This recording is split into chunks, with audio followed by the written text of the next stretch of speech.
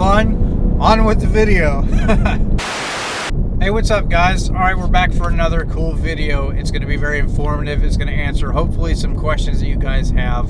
So I did one of these videos back in the day, a while back, and you know, it was a little bit preliminary. Okay, it was you know, just like the title is now. But the thing is, the 2019s were not out yet. And now that they are, I have some first-hand experience with the 2019 Mustang GT that I would like to share with you. And hopefully, you know, that will help you determine, you know, what direction, what year model you want to go with. You know, do you want a 2018 that's left over on the dealership lots? Or do you want a 2019 that's on the lots? Or do you want a custom order? We're going to answer all of those questions in this video. All right, so one of the most common questions that I've been getting here lately since I've had the 2019 is, hey, you know, Alex, I really like your car, you know, but I don't want to spend $53,000, you know, to get it.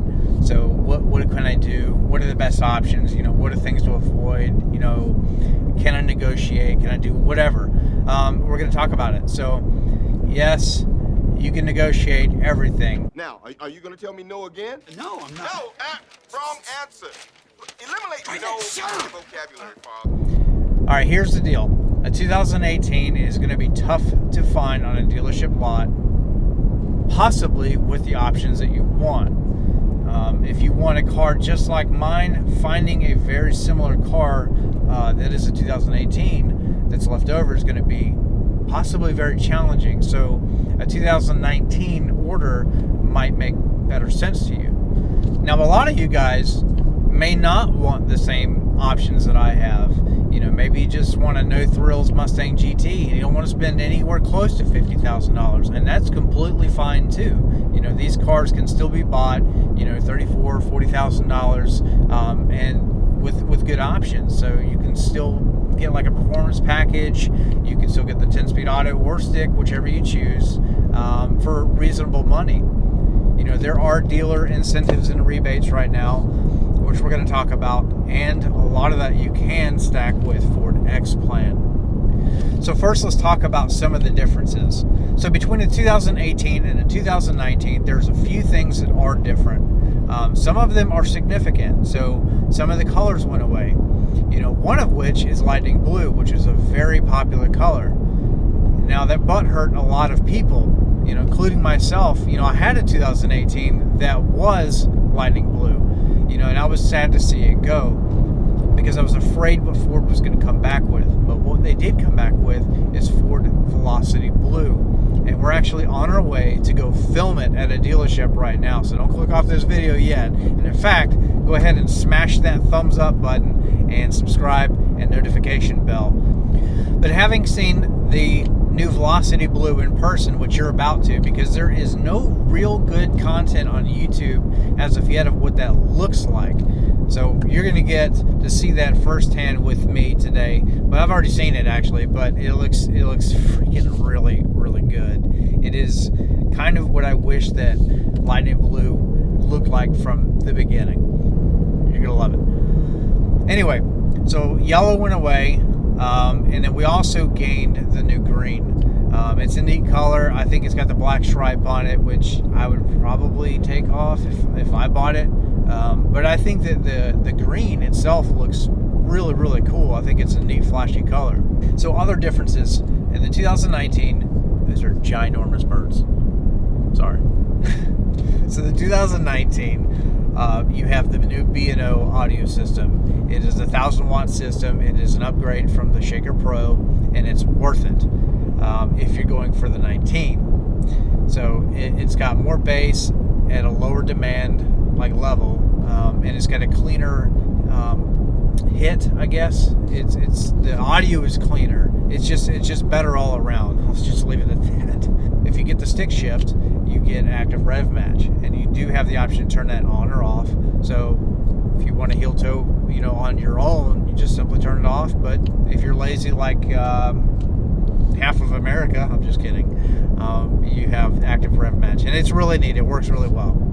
It's not new technology. Chevy's been doing it for a while, and I'm glad to see that Ford is finally doing it too, although I do wish that they should have done that on the 2018s. There's not much other differences between the two, other than the fact that you do have simplified options on the 2019. So one of which is the 401A. So 401A now gets you standard blind spot monitoring and rear cross traffic alert. Now that may not seem like a big deal, but when you think about it, in 2018, if you wanted blind spot monitoring, you had to option in the Safe and Smart package. So it gave you a bunch of extra goodies that you may not want to have bought, or cared about, but they're forcing you to spend that extra $1,500. So money's important. You work hard for it.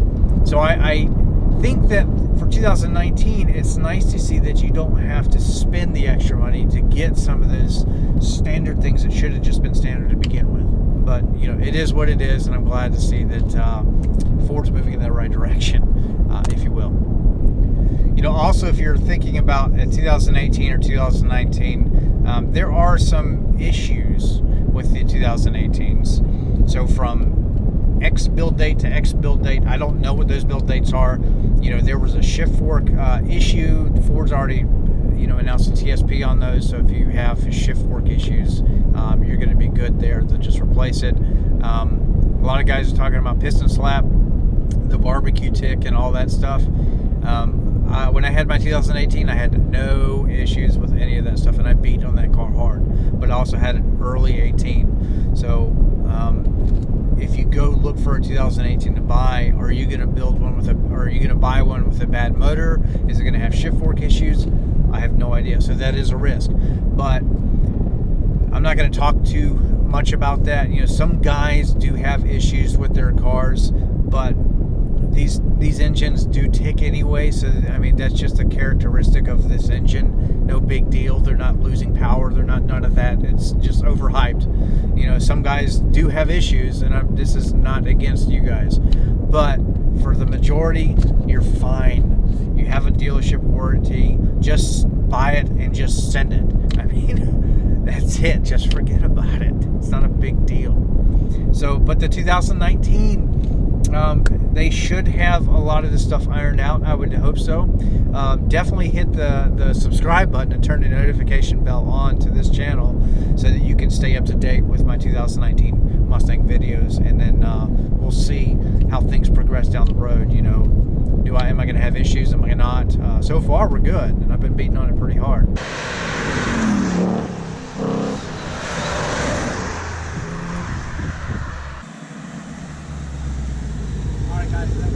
But stay tuned for that anyway.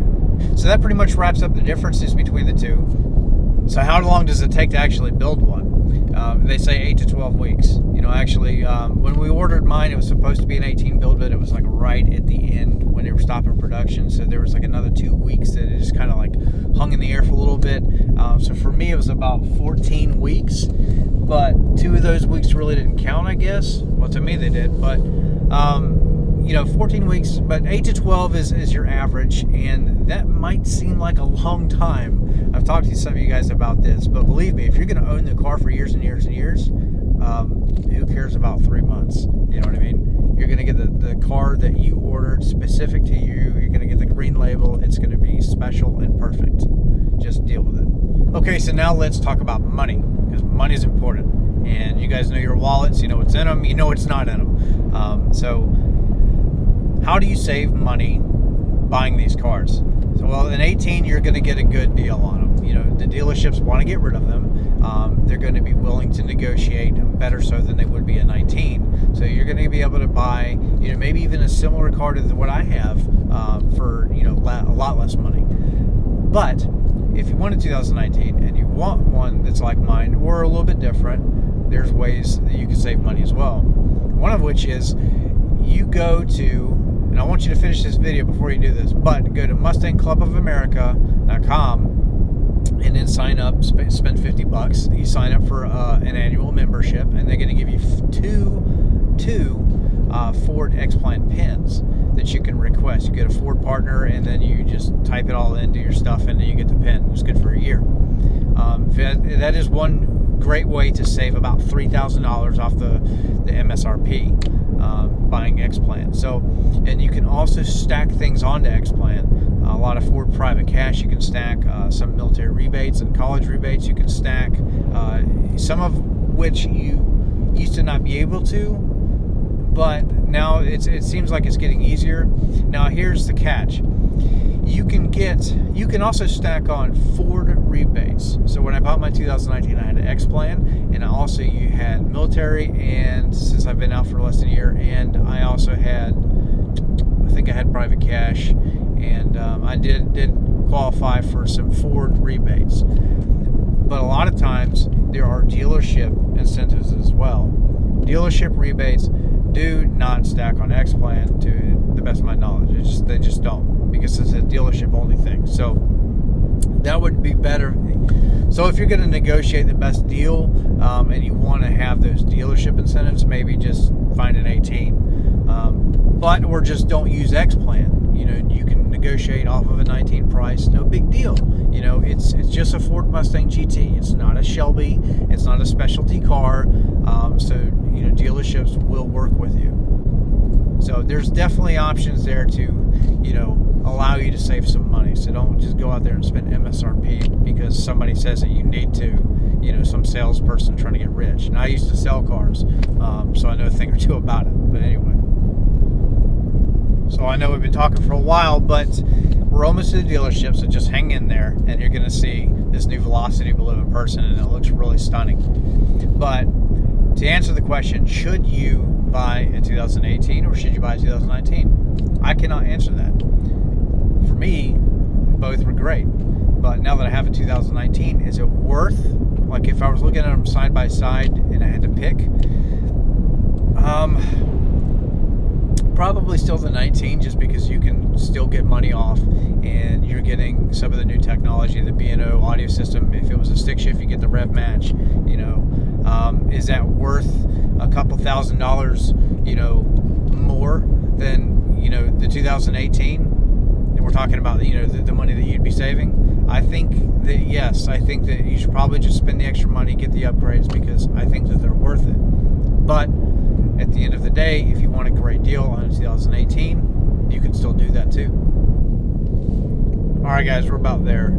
I know this is a long video and I apologize, but there's just a lot of information in it, and this is geared to hopefully help out you guys if you're on the verge of making a decision which way you should go. But I'm going to quit rambling, and we're going to pull into this dealership and take a look at this beautiful car. So when we get in here, though, I'm not going to speak, all right, because there's people selling cars that are working, and I'm just going to respect them and then just do my thing, and then you guys will get to see it on camera, and that'll wrap up the video.